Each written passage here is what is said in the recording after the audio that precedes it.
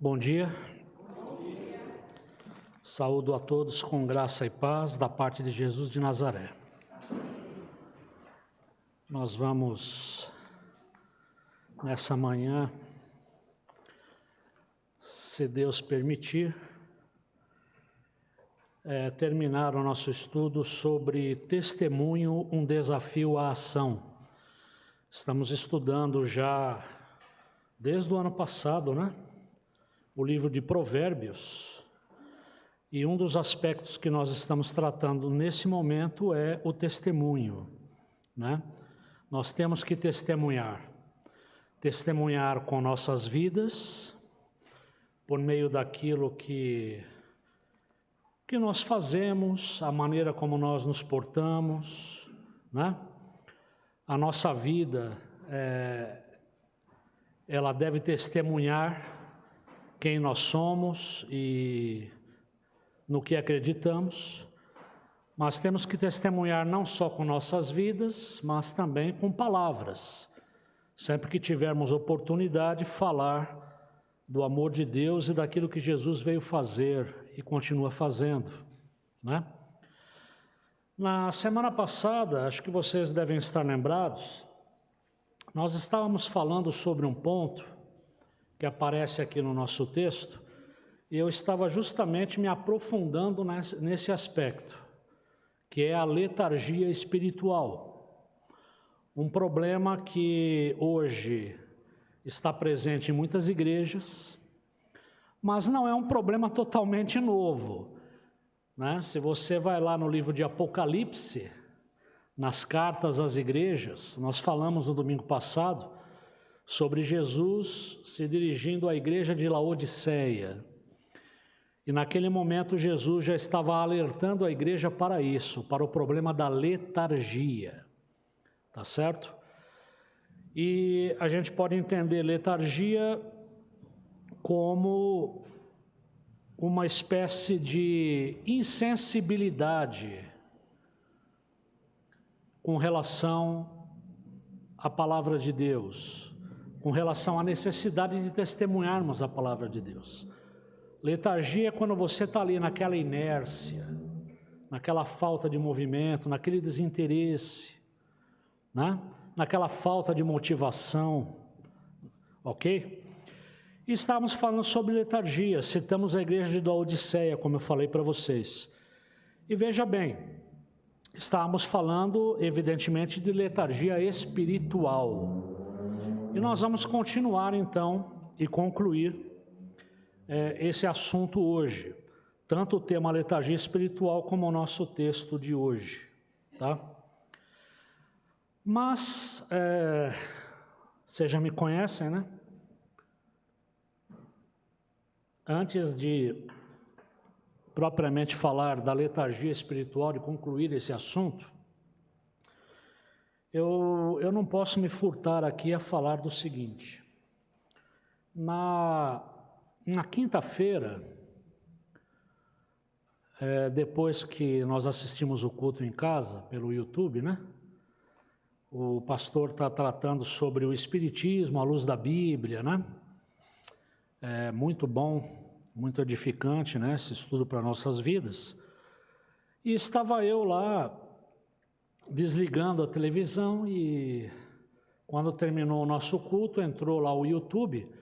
Eu tenho inscrições em outros canais, né? E um dos canais que nós também estamos inscritos é o da Igreja Batista Nações Unidas.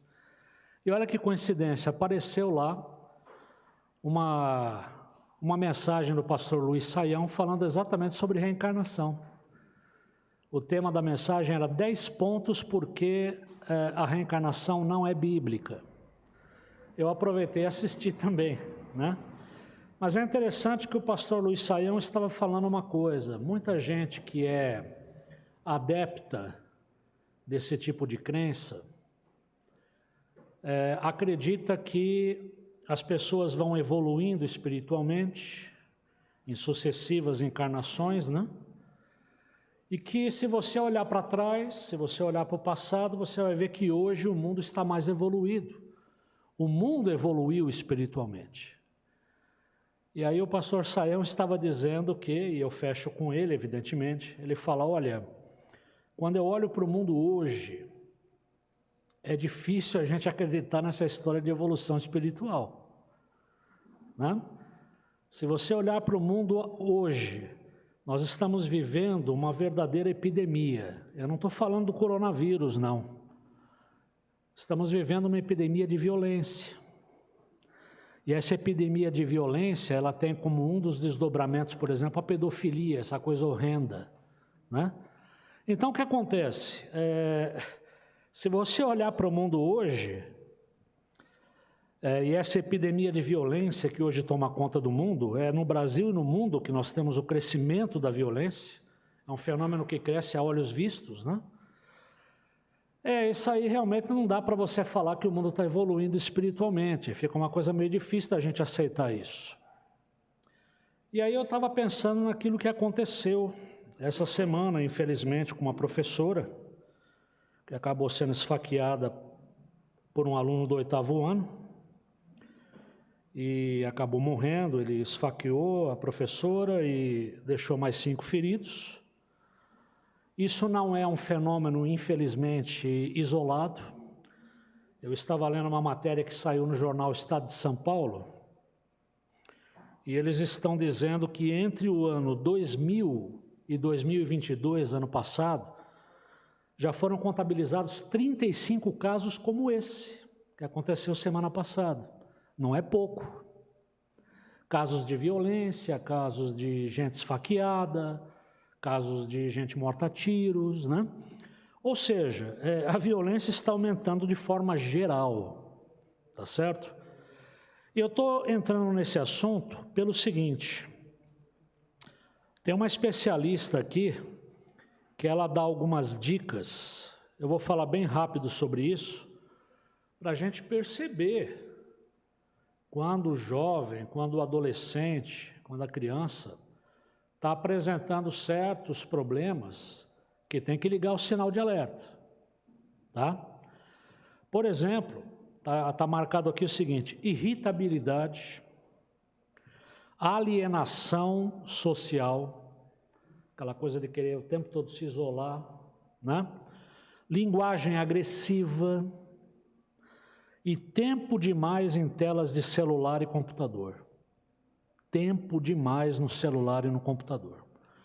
Isso são alguns dos sinais de alerta para pais, responsáveis e professores. A gente tem que perceber que alguma coisa está errada.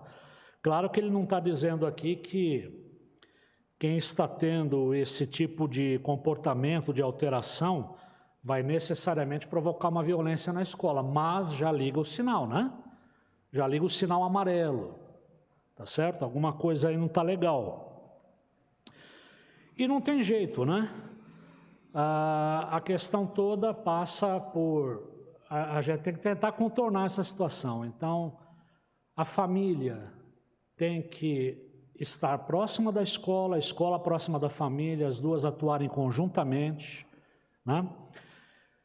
E nós temos que desenvolver programas de prevenção à violência, né? Programas que promovam uma cultura de paz nas escolas, tá certo?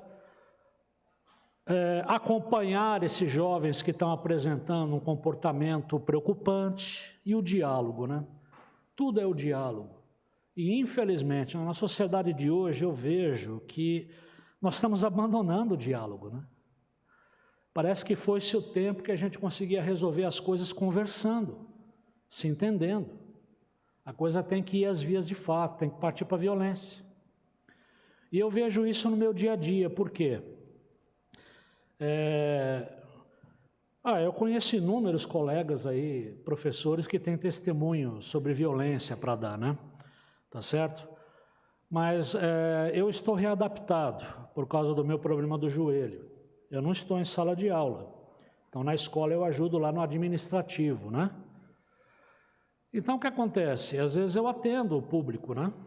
Aquilo que se falou ontem aqui, né? Como é difícil lidar com gente, né? Mais fácil criar cabra, não é isso? Então, é difícil lidar com gente mesmo. Está cada vez mais difícil. Às vezes o pessoal chega lá no guichê, tem uma reclamação para fazer ou tem algum atendimento e tal, e é assim, é para ontem, eu cheguei e já quero ser atendido. Né? Isso não acontece num banco. Se a pessoa entrar num banco e falar assim, eu quero ser atendido agora, vão falar assim, daqui, dá licença um pouquinho, vai para fora. Né? Não é assim. Isso só acontece numa escola, por exemplo. Né?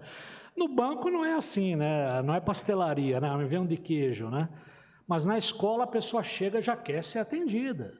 E aí tem um problema, você vai tentar explicar, argumentar, e às vezes não tem argumento. A pessoa ela já chega armada, né? A pessoa já chega dando voadora no peito, aí fica difícil. Né? Você fala, calma, vamos lá, nós vamos atender, vamos resolver, vai devagar, né? Mas é isso. Está difícil hoje essa questão do diálogo, né? E aí, só queria falar aqui do seguinte, cadê o nome da mulher? Está aqui, ó. Evelyn Eisenstein.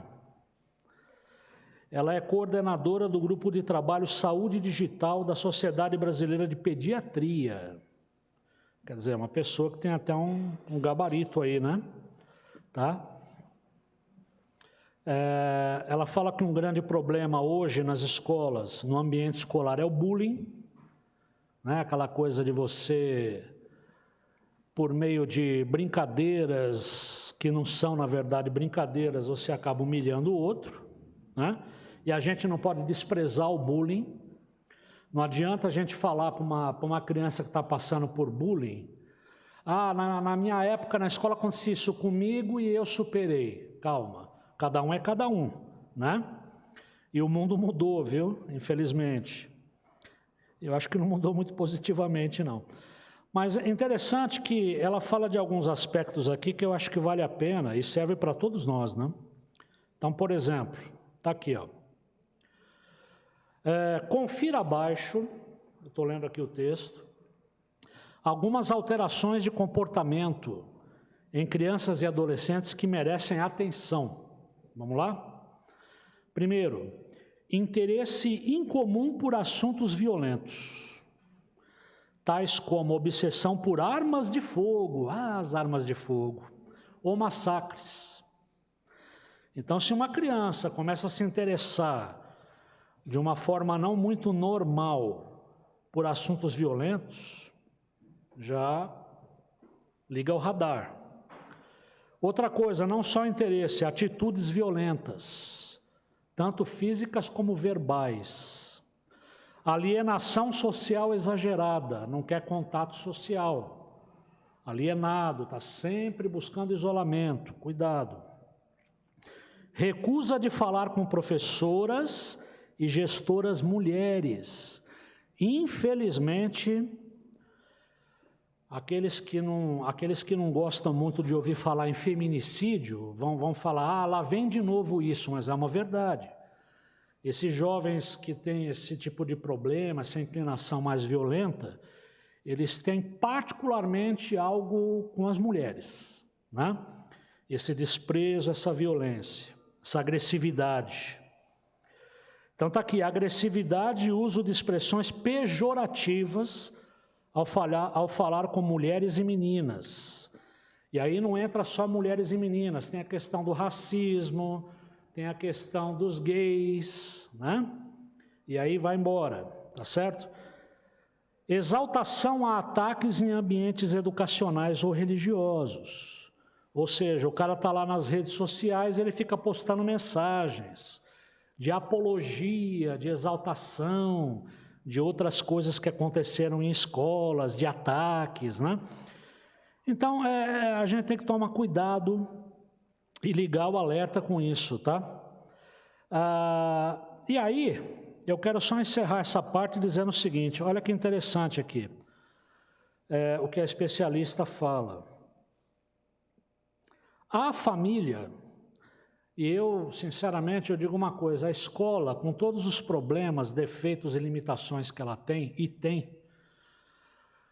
a gente entende a escola como um ambiente que vai complementar a educação que é trazida de casa. Não é a escola que vai resolver o problema. Outra coisa, se você está trazendo sua criança para a igreja, achando que a igreja vai transformar a criança, isso também está errado. A igreja, ela vai o quê? Complementar aquilo que já está sendo trabalhado no lar. Escola, igreja é um complemento, mas o principal acontece aonde? No seio da família. Isso que aconteceu nessa escola da Zona Oeste, isso aí é um atestado da falência, não da escola, mas da igreja, da família principalmente, né? Então olha que interessante que a especialista está falando. À família cabe dar o exemplo, repreender comportamentos violentos desde o início e não passar a mão na cabeça quando o jovem estiver errado. É uma coisa que a gente tem que repetir, parece que as pessoas esqueceram. Está errado, corrige, não passa a mão na cabeça, né? Então está aqui, ó, a família tem que dar o exemplo. E a família tem que abrir o canal de comunicação, tem que ter o diálogo, tá? Tem que dar o exemplo. Ele fala que o problema é aqui, ó, quer ver? Ele fala do problema da internet. A internet é um problema sério. A internet não é a única culpada que merece atenção e vigilância constante. Aí, olha o que vem aqui agora. Às vezes, os pais verbalizam falas fortes de ódio ou cunho racista, ou fazem brincadeiras preconceituosas na frente de crianças sem pensar direito. As crianças acham que isso é legítimo e que podem o quê? Reproduzir. Às vezes está lá dentro de casa e o próprio pai, né? A própria família fala, gay tem que morrer mesmo, né? Negro é inferior mesmo, e esse tipo de bobagem, né? Tá certo? E a criança vai crescendo num ambiente desse de ódio, de preconceito, ele vai reproduzir, é óbvio, né? Tá certo? E outra coisa, uma coisa que parece que é meio óbvia também, mas como é difícil isso, né? Olha o que ela diz aqui, e agora eu estou encerrando mesmo. Uma criança de 13 anos, no início da adolescência, ela está falando 13 anos, ela não está falando 9, 10. Uma criança de 13 anos que está no início da adolescência, não deveria ter acesso a redes sociais sem supervisão. Palavra de uma especialista. Ou seja, uma criança de 13 anos não pode ficar enfiada no quarto, tendo o seu computador pessoal, se bem que hoje isso aqui é um computador de mão, né? Você tira o computador do quarto, mas tem celular, né? Então, o que acontece? Uma criança de 13 anos não pode ficar nas redes sociais, navegando na internet, ou sei lá o que seja, sem supervisão. Você tem que saber o que seu filho está acessando, você tem que saber o que seu filho está vendo, né? Tem que ter um acompanhamento dos pais. É que acompanhamento dá trabalho, né? Tá certo? Então, olha, fica essas dicas aqui, tá? A gente tem que ligar, tem que observar o comportamento dos filhos, dos netos, dos jovens, na escola, inclusive o professor também, e a gente perceber como algo está fora da curva, né? Tá certo? E tomar atitudes, né? Chamar a família para conversar com o aluno, tá certo? Para evitar esse tipo de barbaridade que a gente viu esses dias aí, tá bom? Fica dado o recado aqui.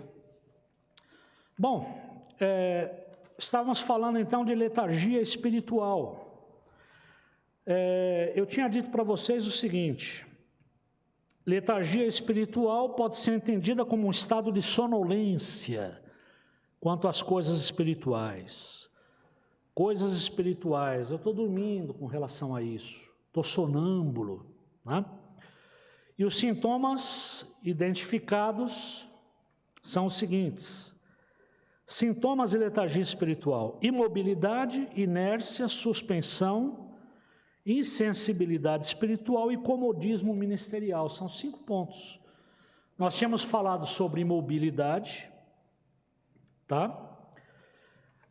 Lembra que a igreja de Laodiceia era uma igreja orgulhosa, uma igreja que olhava para si mesma e falava: nossa, nós somos a comunidade, nós somos a igreja. né? Nós somos os caras. Então a igreja de Laodiceia, ela se julgava uma igreja rica, uma igreja próspera, uma igreja que estava assim bombando. E aí Jesus vem com essa mensagem: cuidado, você não é frio nem quente, você é morno, estou quase te vomitando.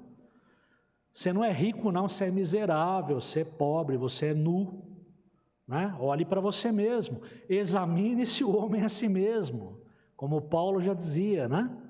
Na sua carta. Então o que acontece? O primeiro aspecto aqui é a imobilidade, ou seja, a igreja era uma igreja orgulhosa, era uma igreja que, vamos fazendo uma comparação assim com os dias de hoje, uma igreja que tinha um templo muito bonito, uma grande construção, né? Um templo que as pessoas falam assim: puxa, eu não sou dessa igreja, mas eu quero conhecer esse templo, né? É um templo assim que parece o templo de Salomão. E aí o que acontece? É aquele templo bonito, aquelas ofertas entrando, a igreja financeiramente vai muito bem, obrigado, mas o que acontece? Está faltando ali aquele relacionamento com Cristo, aquele comprometimento com o próximo, tá certo? Ou seja, está faltando água viva. Por isso que Jesus usou essa comparação com Laodiceia. Ele falou: olha, vocês não são nem frios, nem quentes. A água em Laodiceia, esse era o ponto fraco da cidade, era uma água de péssima qualidade para consumo. Então Jesus fala: tá vendo? Está faltando na comunidade de vocês essa água viva, tá? Eu sou a água viva. Então, primeiro aspecto, imobilidade, a incapacidade da igreja de se mover. O segundo aspecto que nós tínhamos tratado foi a inércia, ou seja, o comodismo. É mais ou menos aquela situação, né? O irmão vem para a igreja, ele contribui financeiramente, ele dá a sua oferta, ele dá o seu dízimo, ele cumpre toda essa parte bonitinho, mas, meu amigo, não peça nada para ele além do dízimo. Não peça nada para ele além da oferta, tá? Como diz aqui, ó, ele é incapaz de interagir de qualquer maneira no ambiente de culto. Ou seja, ele não quer maior comprometimento com a igreja. Eu contribuo, já faço minha parte. Não me chame para louvar, não me chame para cantar, não me chame para uma campanha de oração, para uma campanha evangelística. Não. A minha função aqui, já estou contribuindo, alguém vai fazer isso, tá?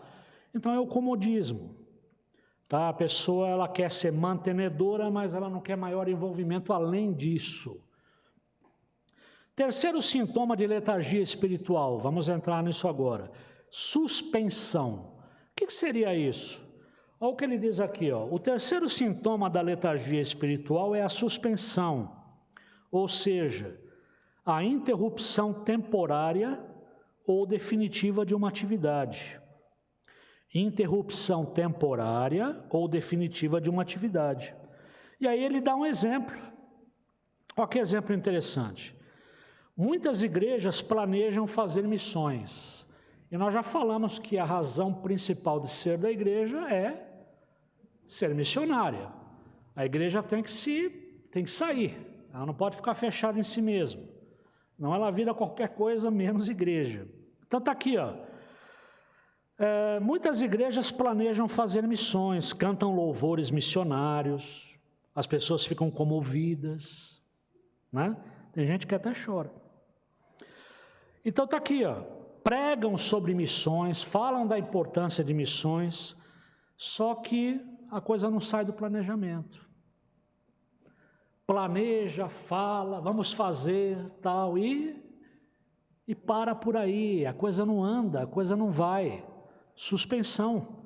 Cuidado, isso daí também é sintoma de letargia espiritual, dessa sonolência para as coisas espirituais. E aí ele fala aqui, ele cita um pastor chamado José Hélio de Lima, em sua obra Onde Estão os Obreiros? Ele diz o seguinte, palavras do pastor, abre aspas, pois estou certo de que ninguém que foi salvo por Cristo recebeu um espírito de preguiça ou de inútil. A questão, então, é de consciência do que fazer para viver o propósito do eterno Salvador. E não só ter consciência, né? Não adianta você se conscientizar e também não querer fazer, né? Tá certo? É isso. Citou esse pastor aqui. Aliás, eu estava vendo José Hélio de Lima, essa questão aí que eu estava falando da evolução espiritual, né?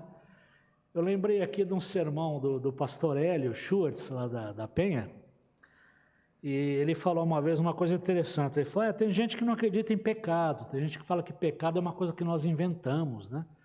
Isso daí é uma coisa para deixar o homem com sentimento de culpa, você tem que se livrar da culpa. Que pecado que nada. Ele falou, então, se o pecado não existe, quando você deixar o seu carro na rua, não tranca.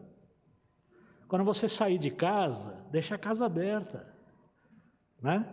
Aí você vai ver que o pecado existe, tá certo? Se o pecado não existe, para que trancar a casa? Para que ter fechadura? Né? Vai nessa, vai. Então tá aqui, ó.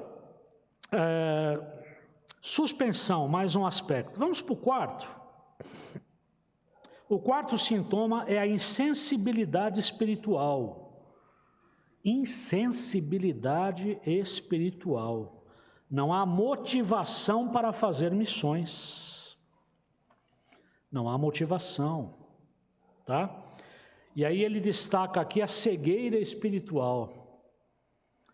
E essa história, eu falei isso domingo passado, mas vou lembrar novamente aqui. Essa história de cegueira espiritual, ela simbolicamente também está ligada com a igreja de Laodiceia, né? Lembra que eu falei que Laodiceia era uma cidade próspera no desenvolvimento da medicina? Eles tinham desenvolvido um colírio, né? É como se Jesus estivesse falando, vocês têm que desenvolver um outro colírio, porque vocês não estão enxergando. Vocês estão cegos, né?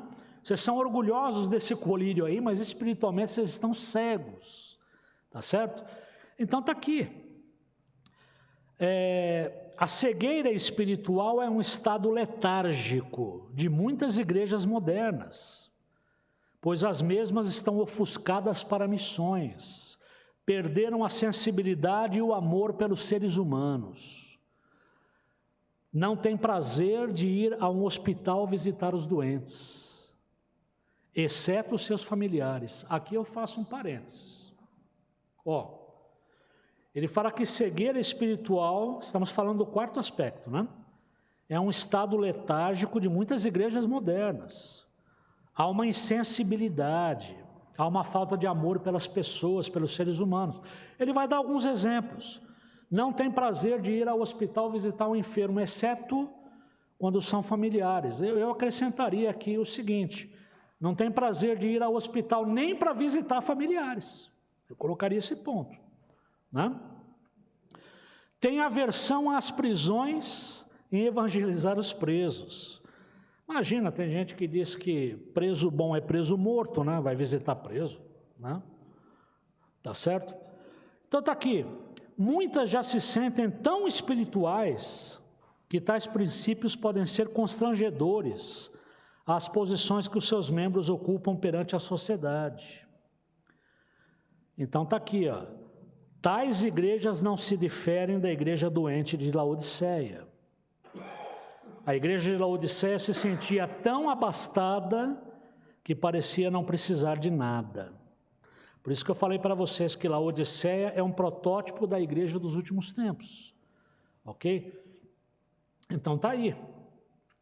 E por último aspecto aqui, para nós fecharmos sobre letargia espiritual, ele fala do comodismo ministerial. Ou seja, né? Tem a ver com tudo isso que nós já falamos.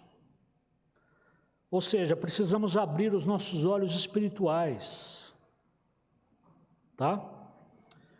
Temos que tirar o véu, temos que deixar de ser omissos, em relação aos assuntos espirituais. Tá? Então tá aí, tratamos desses 5 pontos, né? Terminando o assunto aqui, letargia espiritual. Imobilidade, inércia, suspensão, insensibilidade espiritual e o comodismo ministerial. Tudo tem uma coisa está ligada com a outra, né? Tudo está muito ligado. E eu concluo agora dizendo o seguinte: Deus repreende aqueles a quem ama. Certo ou não? Certo. Né? Não tem como que era o nome? O Isamitiba, né? Tá certo? O famoso educador, tinha um livro dele chamado, né? Quem ama educa, né? Tá certo? Quem ama cuida. Quem ama repreende, disciplina, né? Então Deus repreende somente aqueles a quem ama. Se Deus nos ama, é claro que vai ter momentos que Ele vai nos dar um chacoalhão, Ele vai nos repreender, sim. É uma prova de amor. Ao contrário de nós, Deus não tem imobilidade, Deus não tem inércia para nos despertar, para despertar a sua igreja. Então, vamos lá. A Bíblia nos compara a vasos, não é isso? Não somos comparados a vasos? O oleiro vai lá, dá forma, né? Trabalha no vaso como ele quer, é Deus trabalhando em nossa vida. Então é isso. O que Deus quer fazer é trabalhar em nós, que somos vasos. Deus quer pegar aquele vaso bonitinho, lisinho, mas sem graça, não tem decoração nenhuma no vaso. Deus, Ele quer dar uma decorada, Ele quer colocar umas flores bonitas no vaso, tá certo? Só que para isso nós temos que fazer o quê? Temos que nos arrepender. Zelo e arrependimento são fatores essenciais para a gente reacender essa chama, esse amor por missões que se apagou no coração. Zelo e arrependimento. Ou seja, nós temos que nos abrir para o Espírito Santo e deixar Ele trabalhar a nossa vida. Mas não só se conscientizar do problema, a gente tem que querer fazer, né? É como o pastor ontem, como que é? Emanuel, que é o nome dele, pregou muito bem ontem. Ele falou assim, a questão do pastorado, né? Ele falou, não adianta só você ter estudo, ter seminário, né? Você tem que o quê? Desejar aquilo, você tem que querer, né? Fala, irmã. Sim. Simples, mas verdadeira.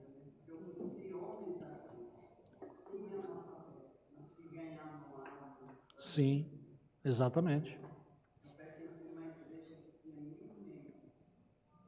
Bastante. Analfabetos ali levava pessoas, ônibus cheios. Era meu pai, a igreja dele. Ah, Eu aprendi muito com meu pai. amém. Então, só uma coisa que eu queria Pode falar. Não, mas tudo bem, pode falar. Mas um pastor muito jovem que chegou aqui na igreja, nós estamos aqui muito tempo, e nós já vimos muitas passagens. E um perguntou assim sobre o vaso. O que é que você desejava assim? Cada irmão falou uma coisa. Aí eu caí na besteira de falar. Eu queria ser um vaso que brilhasse. Olha, irmãos, como eu sofri. Só queria aquele vernizinho, né?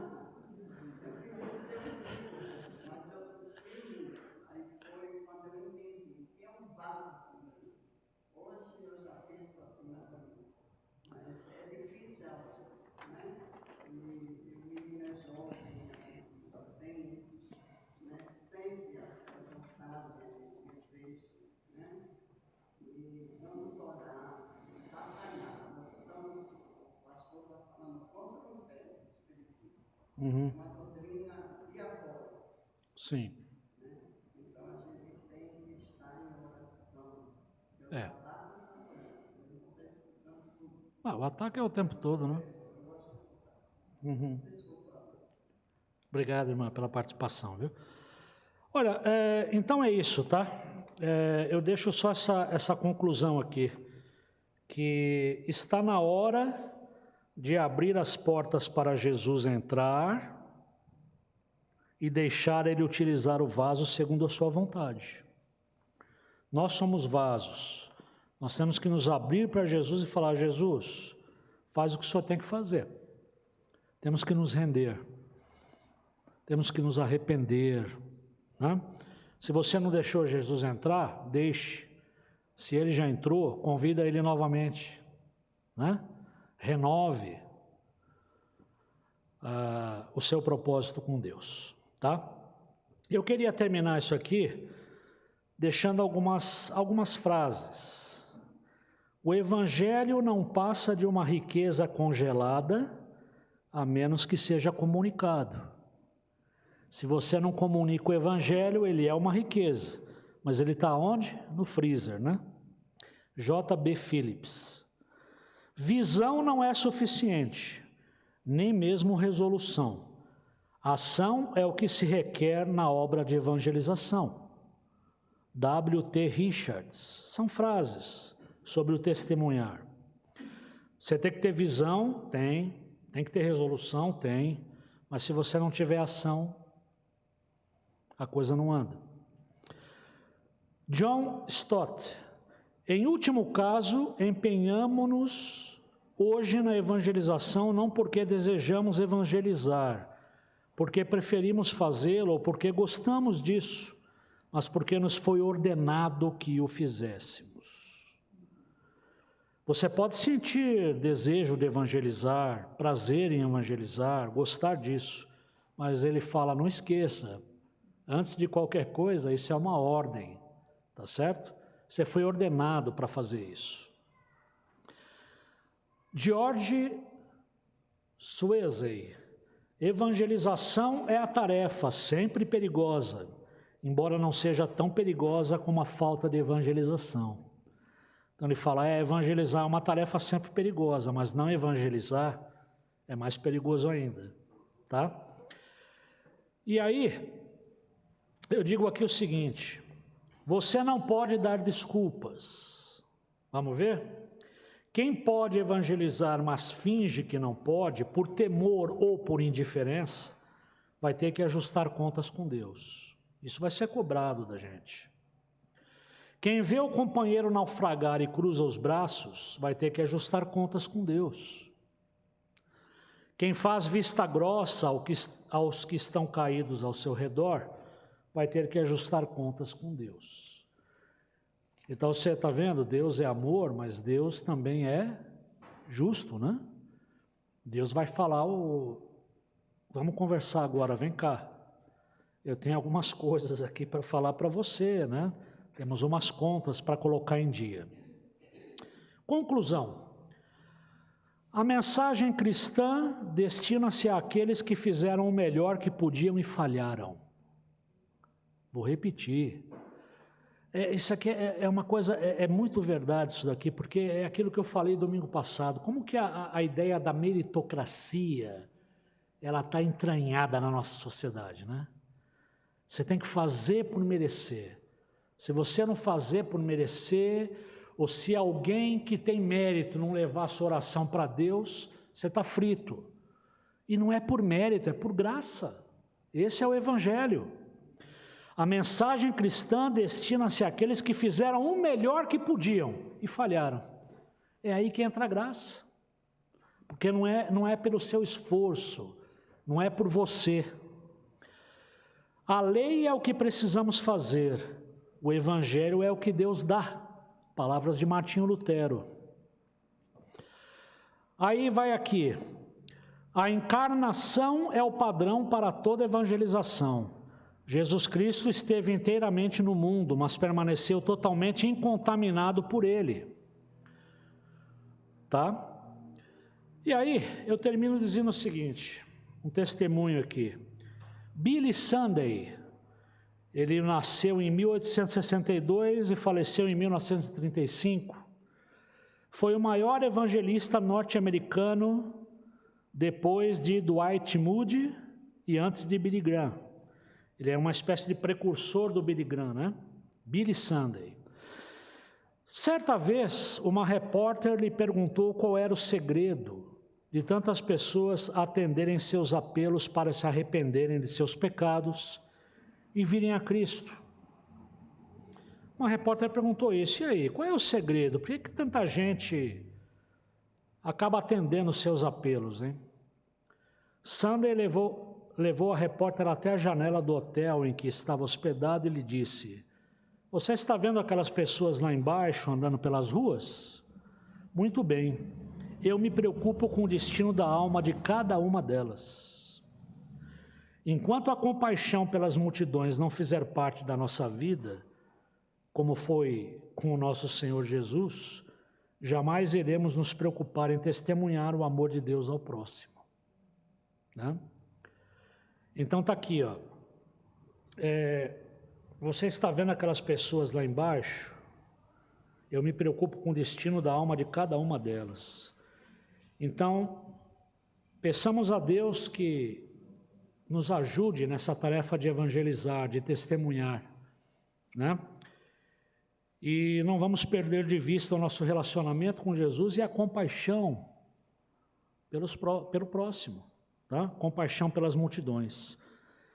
E terminamos aqui com uma oração. Peça agora mesmo que Deus dê a você e à sua igreja fervor evangelístico que leve à ação. Amém? Amém. É isso. Então, olha, nós aproveitamos hoje, então, para terminarmos aqui. Sim, e só uma última coisinha. Pegando aqui o livro Espiritismo segundo Jesus Cristo, do Israel Belo de Azevedo, pastor também, ele fala aqui uma coisa. Claro que hoje nós terminamos aqui um estudo que nos adverte, nos admoesta a testemunhar, tá certo? Mas, olha que interessante, as palavras do pastor Israel. Aqueles que procuram seguir as páginas da Bíblia, fazendo uma leitura e interpretação sérias, devem ser respeitosos para com aqueles que têm expressões de fé que não são pautadas na Bíblia. O fato de discordarem de suas crenças e até de suas interpretações da Bíblia não lhes dá o direito de tratar de modo desdenhoso os adeptos de outras confissões. Mais uma vez, o ensino de Jesus serve de advertência. Lucas 6,31. Como vocês querem que os outros lhes façam, façam também vocês a eles. Quem quer ser respeitado deve respeitar. Os cristãos centrados na Bíblia devem respeitar as pessoas que não leem a Bíblia ou fazem dela uma leitura diferente. Então, palavras que ele diz aqui, respeitar é preciso. Então, claro, vamos seguir, vamos testemunhar, vamos falar do amor de Deus, mas sempre com equilíbrio e com respeito. Não adianta você chegar desrespeitando, você não vai conseguir nada com isso. Amém? Irmãos, fiquem com Deus. Vamos então à ceia. Um grande abraço do professor Alexandre e da irmã Sandra, que hoje está ao vivo e a cores aqui. Tá bom?